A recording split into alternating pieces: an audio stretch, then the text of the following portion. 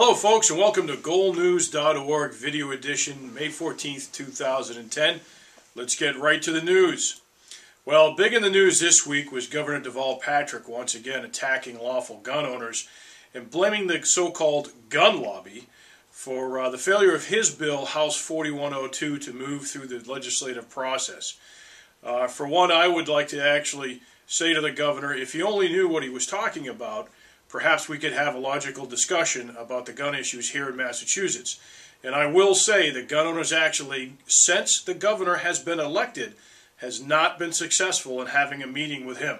Although we have tried many, many times, it would help probably the governor if you knew what you were talking about, because you would have gotten the information face-to-face from those who represent the lawful citizens of Massachusetts. But since he has refused to do that, he continues to make mistakes on the legislative front.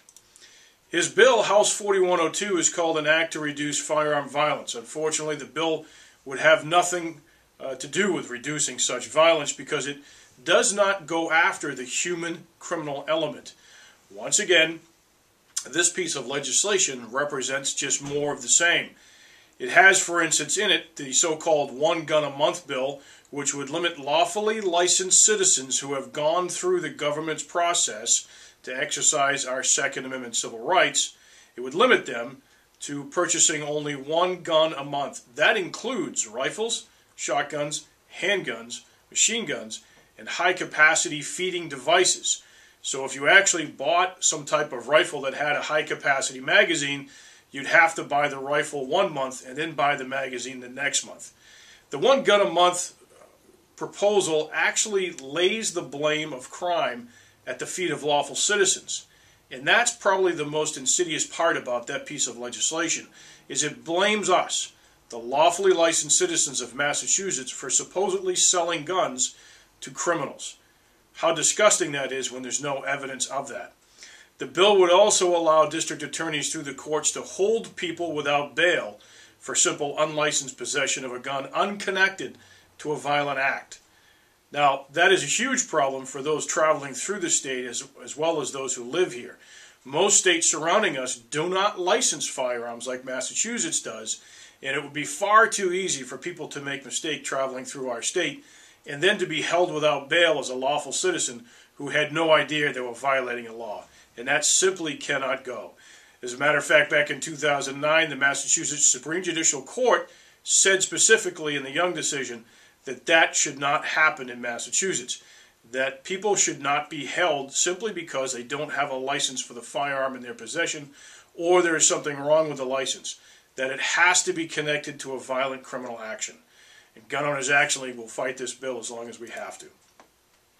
Perhaps instead, if the governor really wants to make change here in Massachusetts, he would support our bill, House 2259, which is the act relative to civil rights and public safety. For a lot more information on this bill, you can go to massgunlawreform.com and get all the statistics about how the Massachusetts gun laws have failed and continue to fail to fight violent crime in Massachusetts. As a matter of fact, you'll find on that website all kinds of information. For instance, that since the 1998 gun laws were in effect, licensed gun ownership in Massachusetts has been decreased by 85%, while violent gun crime has increased over 200%. The current laws and the proposed laws from the governor are simply a massive failure and an embarrassment here in the state of Massachusetts, but we can fix them if he will listen and the legislature will act on our bill.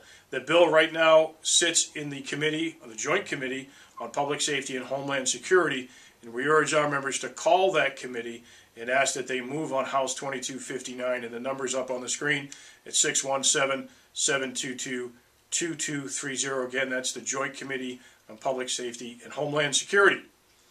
Also coming up, perhaps next week in the House, is a vote on Senate 2260. This is a Senate number, but the bill is in the House now. The Senate has already approved this on a voice vote several months ago.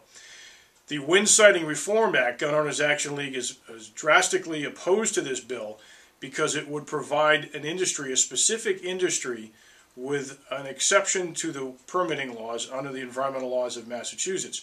Originally, the bill actually targeted state forests and wildlife management areas to erect wind towers for energy. The bill unfortunately still provides for a separate permitting process for one particular industry. And if indeed the environmental laws need to be addressed, then they need to be addressed for all, not just for one politically correct industry that threatens the environment and the environmental permitting processes here that gun owners and sportsmen have fought to protect for decades. We also have some Goal Junior websites I just want to let you know about. GoalJuniorShooters.org and JuniorHunters.org are up on the Goal family of websites.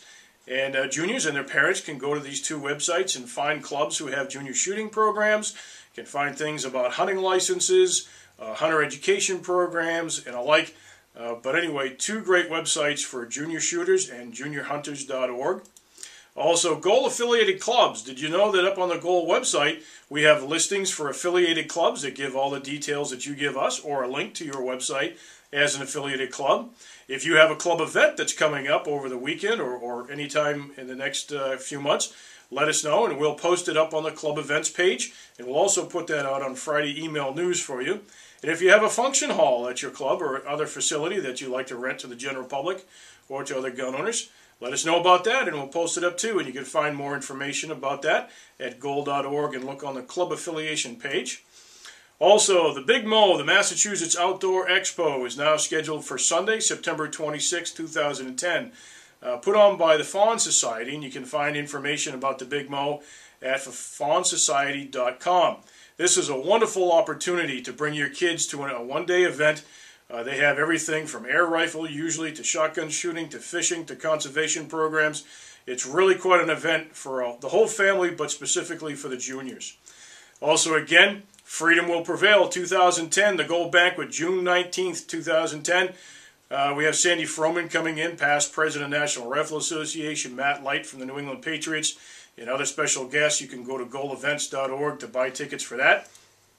And our spring raffle, the Goal Spring Raffle. We have three prizes: a $1,000 Kittery Trading Post gift card, $500 and $250. And if you'd like to buy tickets to that and help out Goal, you can go to shop.goal.org. And that's it for GoalNews.org, video edition, May 14th, 2010. We'll see you next week.